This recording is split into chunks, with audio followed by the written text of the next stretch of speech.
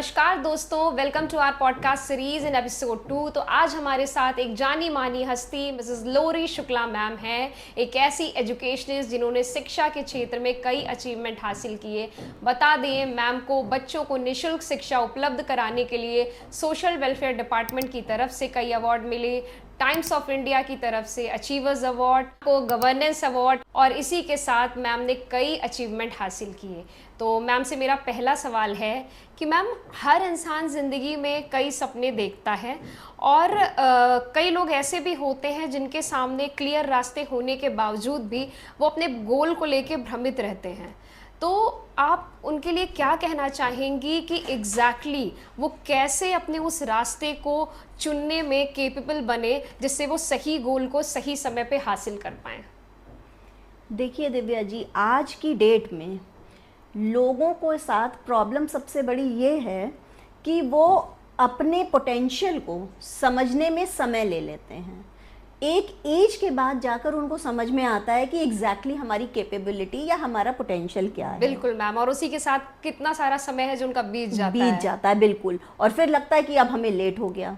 तो ज़रूरत इस बात की है कि आप अपने टाइमली अपने पोटेंशियल को समझिए, सेल्फ एनालाइज करिए, अपनी कैपेबिलिटीज़ को जानिए और जानकर सही समय पर सही रास्ते पर चलिए। जो भी आप अपना मार्ग आगे सेट कर रखा है, आपने एम गोल सेट कर रखा है, उस गोल की तरफ अग्रसित होइए। अगर लोगों को ये पहचानने की बहुत ज़रूरत है कि एग्जैक्टली उन्हें करना क्या है। सेल्फ एनालिसिस बहुत ज़रूरी है। वक्त लो, 1 हफ्ता, 2 हफ्ता, 1 महीना, जो भी वक्त लेना है लो, लेकिन उसमें खुद को इतनी पावरफुल बना के आओ कि फिर गोल की तरफ आगे बढ़ जाओ। और आपने जो अपना गोल सेट किया है, उस गोल के बारे में आपको क्रिस्टल क्लियर होना चाहिए। उसके स्ट्रेंथ्स क्या हैं, उसकी वीकनेसेस क्या हैं, ये सारी चीज़ें अगर आपको पता है कि इस रास्ते पर ये चुनौतियां मुझे फेस करनी पड़ेंगी, क्या मैं उसके लिए कैपेबल हूँ, क्या मेरे लाइफ, मेरा एनवायरनमेंट, मेरे सराउंडिंग्स इस तरीके के हैं फेवरेबल कि मैं अपने गोल को अचीव कर सकूं। बिल्कुल मैम, और ये तभी होगा जब आप अपना सेल्फ एनालिसिस करेंगे। बिल्कुल, उसके बगैर। और यहाँ पर एक चीज़ मैं और कहना चाहूँगी कि बहुत से लोग, जैसा कि आपने इन जनरल लोगों की बात की है, तो बहुत से लोग रियलाइज़ देर में करते हैं, लेटर लाइफ में जाकर रियलाइज़ करते हैं। तो एटलीस्ट वो अपने बच्चों के साथ राइट एज पे, राइट समय पे अगर बच्चों के कैपेबिलिटीज़ को समझें या उनकी काउंसलिंग करवाएं और उनको सही डायरेक्शन में शुरू से ही अगर भेजें, तो आई थिंक कि उनको चुनौतियां कम फेस करनी पड़ेंगी और ईजिली बच्चे, हमारी जो नई जनरेशन है, वो अपने लक्ष्य को प्राप्त करेगी। बिल्कुल सही बात। और ये मैम बहुत ज़रूरी है आजकल के पेरेंट्स के लिए, क्योंकि पेरेंट्स ने भी अपनी ज़िंदगी में कई ऐसे सपने देखे होंगे जो उन्हें लेट समझ आया होगा, ड्यू टू लैक ऑफ कि उन्हें कोई गाइड करने वाला ना हो, वो सेल्फ एनालिसिस ना कर पाए हो, कई लोग जिम्मेदारियों में। लेकिन आगे उनके पास उनके भाई बहन हैं, उनके कई आई थिंक ऐसे वो मेंटोर बन सकते हैं अपने बच्चों के लिए, और दुनिया में कई ऐसे लोगों के लिए प्रेरणा बनकर आगे उन लोगों को उजागर कर सकते हैं उनके भविष्य के लिए। बिल्कुल। तो मैम, आपसे मेरा ये दूसरा सवाल है कि मैम, वो आपके लिए कौन सा किक पॉइंट था जिसने आपको प्रेरित किया एक एजुकेशनिस्ट बनने के लिए? देखिए, बचपन से ही होता है, जैसे लड़कियां गुड्डे गुड़िया का खेल खेलती हैं, तो मुझे बचपन से ही इंटरेस्ट था कि भाई बहनों को पढ़ाने का। अरे वाह। तो वो चीज़ शायद कहीं ना कहीं थी जिसको हमने रियलाइज़ किया, और आई थिंक जैसा कि अभी आपने पिछले क्वेश्चन में पूछा था, राइट टाइम पे हमने रियलाइज़ कर लिया। You won't believe, immediately after my graduation I was into the field of teaching. बहुत अच्छी बात है मैम, और इसी में आजकल लोग काफ़ी भ्रमित रहते हैं। 28, 29, 30 साल बीत जाते हैं, तब उनके लिए जो संघर्ष करने का सामना है ना, वो बहुत ही ज़्यादा कठिन हो जाता है। तो परिवार में मैं सबसे बड़ी थी, तो छोटे भाई बहनों को पढ़ाने का मौका मिलता था, तो पढ़ाने में बड़ा मज़ा आता था, बड़ा इंटरेस्ट आता था। तो उसी इंटरेस्ट को, चांस की बात है कि आगे मैं कंटिन्यू कर पाई, और फैमिली सपोर्ट ऐसा मिला कि आज मैं इस मुकाम पर हूँ। तो मैम, कोई और भी था आपकी मतलब सक्सेसफुल जर्नी के पीछे जिसने आपको गाइड किया हो, या फिर आपने खुद ही अपने सेल्फ एनालिसिस से आगे बढ़ने का सोचा? नहीं, पेरेंट्स का सपोर्ट। देखिए, इनिशियली तो पेरेंट्स का सपोर्ट कोई ऐसा था जिसने आपको गाइड किया कि हाँ लोरी, आप इस क्षेत्र में अच्छी हैं, आपको इस क्षेत्र में जाना चाहिए? नहीं, एज सच ऐसे तो कोई नहीं था, क्योंकि हमारा फैमिली बैकग्राउंड जो है, सभी बिजनेसमैन हैं सभी, तो एज सच हमें गाइड करने वाला कोई नहीं था। लेकिन हाँ, शुरू से मेरी पढ़ाई की तरफ रुचि थी, और पढ़ाई की तरफ रुचि होने की वजह से मेरा मन था कि मैं टीचिंग प्रोफेशन में जाऊं, क्योंकि उसमें आप एवरी डे कुछ इनोवेशन कर सकते बिल्कुल हैं। सही बात है मैम। ऑल्दो मेरे फादर का मन था कि मैं बैंकिंग सर्विसेज में जाऊं, मेरा मैथ सब्जेक्ट था जिसकी वजह से वो चाहते थे कि मैं बैंकिंग स्ट्रीम में जाऊं, बट मैंने अपने पापा को इमीडिएटली आफ्टर 12th, जैसे ही 12th का एग्ज़ाम ख़त्म हुआ, मैंने उनको समझाना शुरू किया कि पापा मोनोटोनस 10 to 6 वाली जॉब ना मेरे लिए नहीं बनी है। बिल्कुल मैम। तो वो चीज़ मतलब शुरू से थी। और जब टीचर को, जब कोई स्टूडेंट, खाली स्टूडेंट ही टीचर को रिस्पेक्ट नहीं देता है, स्टूडेंट के पेरेंट्स भी टीचर को रिस्पेक्ट देते वो तो है हैं। ना। तो ये चीज़ मैंने अपने पापा को जब शुरू में समझाई तो उनको समझ में आया कि हाँ बात तुम्हारी ठीक है, और उनको ये क्लियर था कि मेरी बेटी का जो एम है मैं उसको उसी एम पे चलने दूं। मैम, ये तो बहुत ये बड़ी बात पॉजिटिव है। पॉइंट मेरे फादर का शुरू से रहा बहुत है, बड़ी पेरेंट्स बात का रहा है। और आई थिंक हर बच्चों को इसी सपोर्ट की जरूरत होती है ताकि वो बिल्कुल। अपनी जिंदगी में अपने पैशन को चुन के बेहतर से आगे बिल्कुल, बढ़ पाए। अच्छा मैम, अपनी इस सक्सेसफुल जर्नी में कई सारे ऐसे ऑब्स्टिकल होंगे प्रोफेशनल लाइफ को लेके जो आपने फेस किए होंगे, तो मैं चाहूँगी कि आप अपनी उस जर्नी को शेयर करिए जिससे कई लोग जो संघर्ष कर रहे हैं उन्हें उसके लिए प्रेरणा मिल सके। बिल्कुल। देखिए दिव्या जी, कोई भी चीज़ आसानी से नहीं मिलती। बिल्कुल मैम, मेरा मानना है कि सक्सेस एक दिन में नहीं मिल सकती। आप जब तक गिरेंगे नहीं, रुकेंगे नहीं, एक जर्नी है, टूटेंगे नहीं, तब तक आप उस सक्सेस को अचीव ही नहीं कर सकते हैं। ये एक जर्नी है, और जर्नी में अलग अलग पड़ाव आते हैं। बिल्कुल।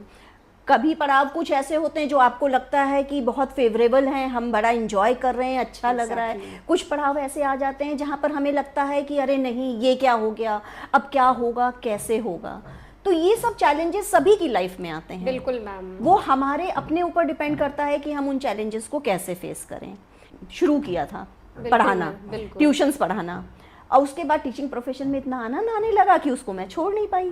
तो हुआ क्या कि इतनी यंग एज में जब मैक्सिमम लोग या मैक्सिमम टीनेजर्स आप कह लीजिए एंजॉय करते हैं लाइफ को, उस टाइम पे मैंने चैलेंजेस फेस किए और मैंने सीरियसली लाइफ को देखा।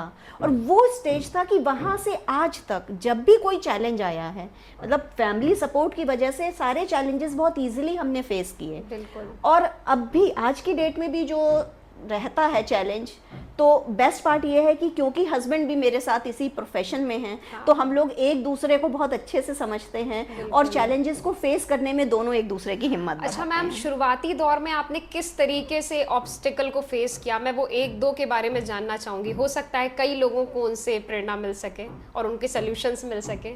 बिल्कुल। देखिए ऐसा है, इनिशियली जब मेरी शादी हुई तो शादी के टाइम पे जॉब क्विट कर दी थी कि अब नया फेज़ आया है लाइफ का, तो हम भी उसको थोड़ा इन्जॉय करेंगे वाली चीज़।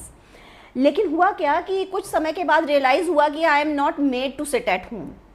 मतलब एक वर्किंग गर्ल के लिए खाली बैठना और घर का खाली चूल्हा चौका करना वॉज वेरी डिफ़िकल्ट। वो तब मैंने रियलाइज़ किया, that was a big challenge. तो मैंने क्या किया कि वहीं पर जो रिलेटिव्स थे हमारे, उन्हीं के बच्चों को हमने कहा अच्छा आ जाओ तुम लोग, चलो 10th है, बोर्ड है, तो हमारे पास आ जाया करो, प्रॉब्लम्स पूछ लिया करो। तो इनिशियली तो उस तरीके से हमने अपना टाइम को और प्लस अपने पैशन को जागृत रखा, टाइम उधर डाइवर्ट किया और पैशन को हमने अपने जागृत रख किया। उसके बाद फिर जब बेटी हो गई, तो बेटी होने के बाद आप समझ सकती हैं एज अ मदर भी रोल प्ले करना था, तो चैलेंजेस बहुत टफ थे। लेकिन मेरे लिए ये था कि मेरी प्रायोरिटी मेरी फैमिली है, तो उसको हम नहीं छोड़ सकते हैं। Profession is there but priority is my family. तो मैंने दोनों के बीच में बैलेंस बनाने की कोशिश की, और बैलेंस इस तरीके से बनाया कि जब बेटी 2 इयर्स की हो गई तो उसको मैं अपने साथ अपनी वर्क प्लेस पे लेकर आने लगी। बेटी स्कूल जाने लगी तो स्कूल से लौटकर वर्क प्लेस पे आती थी, शाम को मेरे साथ में घर जाती थी। तो इस तरीके से हमारा कंबाइंड एफर्ट लगा पूरी फैमिली का, me, my husband and my daughter, तीनों ने मिलकर सैक्रिफाइस किया, चैलेंजेस फेस किए, और आज आप देख रहे हैं। अच्छा ma'am, being a mother, being a wife और बीइंग अ एजुकेशनिस्ट, आपने इन तीनों को आज तक कैसे पैरेलल मैनेज किया है? मतलब इसको मैं थोड़ा विस्तार में जानना चाहूँगी। देखिए, क्योंकि बहुत सारे लोग हैं जो अपनी लाइफ को बैलेंस करना चाहते हैं, कई सारे परेशान रह जाते हैं, लेकिन अगर मुझे लगता है सुलझे हुए दिमाग से आप सारी चीज़ों को लेके चले तो आप बहुत अच्छे से, लेकिन बिल्कुल। आपने किस तरह से बैलेंस किया, मैं वो बिल्कुल जानना देखिए, चाहूँगी। सबसे बड़ी चीज़ है यहाँ पर, बस मैं एक वर्ड कहना चाहूँगी, that is work life balance. बिल्कुल मैम। अगर वर्क लाइफ बैलेंस आप बना ले जाते हैं तो किसी के लिए कोई भी चैलेंज, कोई भी चुनौती बाधा नहीं बन सकती है। तो वो वर्क लाइफ बैलेंस को मैंने अपने लाइफ में अप्लाई किया। अप्लाई इन द सेंस कि जितना टाइम वर्क प्लेस पे रिक्वायर्ड था वो मैंने दिया, जितना हमारे बच्चे के लिए रिक्वायर्ड है तो उसको second half, I know first half my daughter is in school, second half उसको मेरी प्रेजेंस रिक्वायर्ड है, तो वहाँ पर मैंने उसको अपनी प्रेजेंस प्रोवाइड की कि हाँ, आई एम देयर, जो भी है, कहीं भी है। आज की डेट तक ये रहा है कि बच्चों को हम खुद स्कूल ड्रॉप करने बहुत गए अच्छी और बात है लेने मैम। गए हैं, although I am so busy but then too I make it a point. Initially हमने ये बना लिया था कि one of us has to go, और टच वुड हस्बैंड का ऐसा सपोर्ट रहा कि जब उनको लगा मैं बिजी हूँ तो वो चले जाते हैं, वो बच्चों को ले आते हैं। तो इस तरीके से बस बहुत अच्छी बात है बढ़िया मैम। चीज़ें यही चल सपोर्ट रही एक हैं। वुमेन को बहुत आगे लेकर जाता है। अच्छा मैम, कई ऐसी औरतें हैं जिनके मन में सपना भी होता है लेकिन उन्हें मौका ही नहीं मिल रहा है, तो आप उनसे क्या कहना चाहेंगी कि वो अपने सपने को कैसे जीवित रख के आगे बढ़े? देखिए, मौका मिलना एक बहाना हो सकता है। बिल्कुल। आपने अगर सपना देखा है और वाकई में उस सपने पर को आप पूरा करना चाहती हैं तो उसके लिए मौके का इंतज़ार करने की ज़रूरत नहीं है, क्योंकि आज का जो टाइम है, इस समय ये कम्प्लीटली डिजिटल ज़माना है। बिल्कुल। जब डिजिटल ज़माना है तो आपने जो भी लक्ष्य रखा है उस लक्ष्य के लिए इतना रिसर्च आप कर लीजिए कि आपको कहीं ना कहीं वहीं से मौका मिल जाएगा। अच्छा, और मैम कई जगह होती है कि फैमिली सपोर्ट नहीं करती, हाँ। शादी के पहले भी या शादी के बाद भी, तो वो वुमेन्स कैसे आगे बढ़े या कैसे क्या करें? देखिए, जहाँ पर फैमिली सपोर्ट नहीं करती है वहाँ पर थोड़े से चैलेंजेस ज़्यादा बहुत बड़े ज़्यादा हो जाते हैं और हैं। हार्ड। बहुत हार्ड हो जाता है, लेकिन उसमें भी अगर आप कहीं ना कहीं देखें तो एक अंधियारे के बाद कहीं ना कहीं उजाले की रोशनी दिखती ही बिल्कुल है। मैम। तो आपको ये देखना पड़ेगा कि आपके आसपास के पर्यावरण में ही कोई ऐसा हेल्पिंग हैंड आपको मिल जाए जो कि शायद आपको अपने लक्ष्य की तरफ आगे बढ़ने में प्रेरित कर सके या आपको वो रोशनी दिखा सके कि आप उस डायरेक्शन में आगे बढ़ पाएं। बिल्कुल। तो वो ज़रूरी नहीं है कि आपके फैमिली, क्लोज फैमिली मेम्बर्स ही हों। अगर कोई दूर का रिलेटिव या कोई फ्रेंड, वो भी अगर चाहें तो वो हेल्प कर सकती हैं। और अगर आपने सपना देखा है तो सपना पूरा होने के लिए आपको चाहे कुछ भी करना पड़े, पूरी मेहनत, पूरा सपोर्ट आपको अपने सेल्फ पे लेके सेल्फ बिल्कुल मैम, डिटर्मिन्ड होना बिल्कुल, पड़ेगा। बिल्कुल मैम। और जिस दिन आप सक्सेसफुल हो जाएंगी उस दिन पूरी फैमिली और सब लोग आपके साथ होंगे और आपके पीछे होंगे। बिल्कुल मैम, यानी कि मतलब अगर आप खुद सपना देख रहे हैं तो अपने सेल्फ आपके लिए सबसे बड़ा मोटिवेशन होना चाहिए। अगर बिल्कुल। आपने सपना देखा है तो ना हारिए, ना कुछ सोचिए, बस आगे बढ़ते रहिए। बिल्कुल, ऊपर दिग्गज। वाला हर जगह साथ है। साथ है, बिल्कुल। अच्छा मैम, एक अहम सवाल पूछना चाहूँगी कि अगर आपको इंडिया का शिक्षा मंत्री बनाया जाए तो आप इस एजुकेशन पॉलिसीज़ में क्या चेंजेस लेके आना चाहेंगी जिससे कुछ ज़्यादा बेहतरी हो हमारे एजुकेशन सिस्टम में? देखिए, एजुकेशन सिस्टम में काफ़ी रिफॉर्मेशन की बिल्कुल ज़रूरत है। मैम। अगर हम बात करें तो इनिशियल लेवल से, प्राइमरी लेवल से अगर हम बात करें तो प्राइमरी लेवल तक बच्चों को इतने हैवी बैग्स, जो आप जानती बहुत हैं, ज़्यादा मैम। जो बच्चों के फिजिकल उस पे स्ट्रक्चर पे प्रॉब्लम्स क्रिएट कर रहे हैं, तो सबसे पहले तो ये हैवी बैग वाला सिस्टम हटाने की ज़रूरत है। सब कुछ डिजिटलाइज हो गया है। मानते हैं कि स्टूडेंट्स के लिए बहुत ज़्यादा स्क्रीन वॉचिंग भी हार्मफुल है, कहीं ना कहीं हेल्थ इश्यूज आते हैं, लेकिन उसको ध्यान में रखते हुए बैग को कम किया जा सकता है। अगर हम स्कूल बैग को कम करेंगे तो हमें फन बेस्ड एक्टिविटीज़ को इम्प्लीमेंट करना होगा, और फन बेस्ड एक्टिविटी के साथ में ही प्राइमरी स्कूल में टीचर्स असाइनमेंट्स जो दें वो शीट्स में दें। ज़रूरी नहीं कि बच्चा पूरी मोटी मोटी बुक्स लेके जा रहा है स्कूल में। बिल्कुल। शीट्स में अगर असाइनमेंट देंगे तो क्या होगा, बच्चे का बैग हैवी नहीं होगा और पूरा करिकुलम प्री प्लान्ड इस तरीके से हो कि प्रैक्टिकल टीचिंग, प्रैक्टिकल लर्निंग पर वर्क किया जाए। बिल्कुल।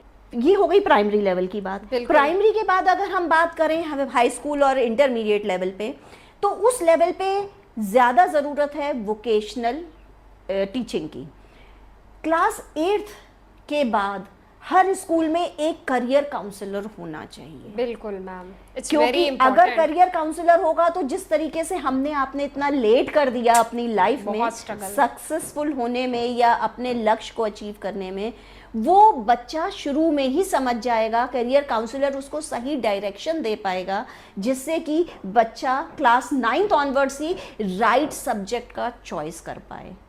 आपको पता है दिव्या जी, हम लोगों के टाइम पे जहां बच्चे ने 10th किया नहीं, साइंस में चला गया है तो बहुत इंटेलिजेंट बच्चा है, और अगर ह्यूमैनिटीज में है तो अरे लगता है पढ़ाई में अच्छा बिल्कुल। नहीं। और आज के टाइम तो इतना क्रिएटिविटी हो गई है कि बच्चा हर उसके अंदर कई सारे ऐसे टैलेंट शायद हमारे अंदर भी होंगे, बट हमने पहचानने में बहुत देर कर दी। हाँ। क्योंकि हमें शायद उस तरीके का कोई गाइड करने वाला नहीं था, कोई काउंसिल करने वाला नहीं था।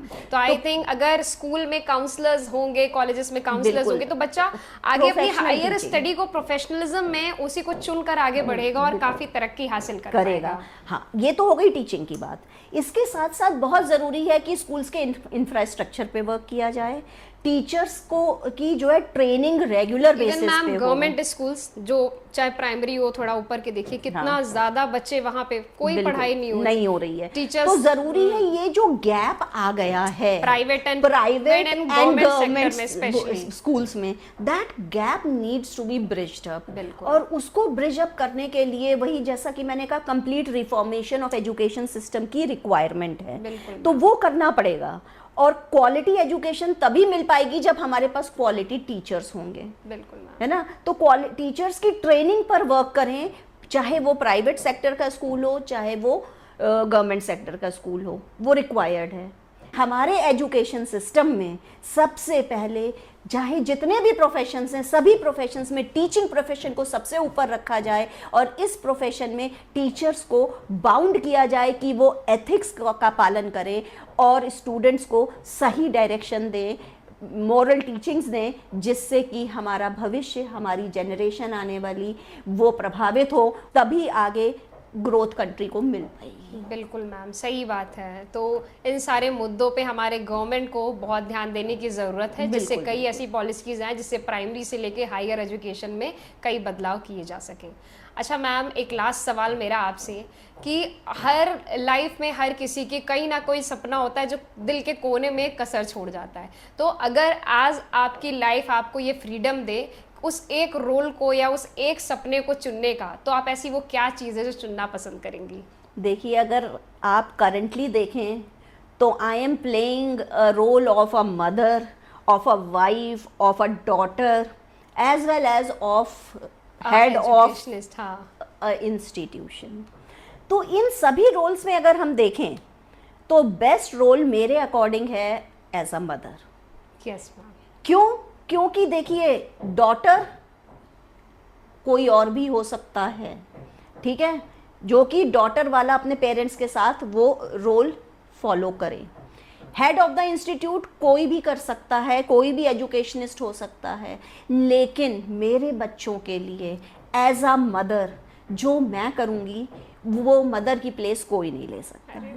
और एट टाइम्स अगर मैं देखूं तो मदर रोल एक ऐसा रोल है जो कि आपको लाइफ में रिक्वायरमेंट पे टीचर भी बना देता है, रिक्वायरमेंट पे वर्किंग वुमेन भी बना देता है, जैसी आपके बच्चों की रिक्वायरमेंट है उसके अकॉर्डिंग, है ना। और उसी के अकॉर्डिंग आपको जो है सबसे बड़ी चीज़ है कि आपको ऐसा मौका दे रहा है जहाँ पर आप अपने बच्चों को जो आप नहीं कर पाए, जो आपके मन में कहीं ना कहीं कसक रह गई, वो कसक आप अपने बच्चों में पूरी कर पा रहे हैं और अपने सपनों को बच्चों में साकार कर पा रहे हैं। बिल्कुल सही बात है मैम। और आई थिंक आज हमने आपसे जितनी भी बातों पे चर्चा की उससे काफ़ी लोगों को बहुत कुछ सीखने को मिलेगा। तो इसी के साथ हम अपने पॉडकास्ट का अंत करते हैं। मिलते हैं अपने नेक्स्ट एपिसोड ऑफ हमारी पॉडकास्ट सीरीज। तो तब तक के लिए thank you. Do follow our channel and stay tuned.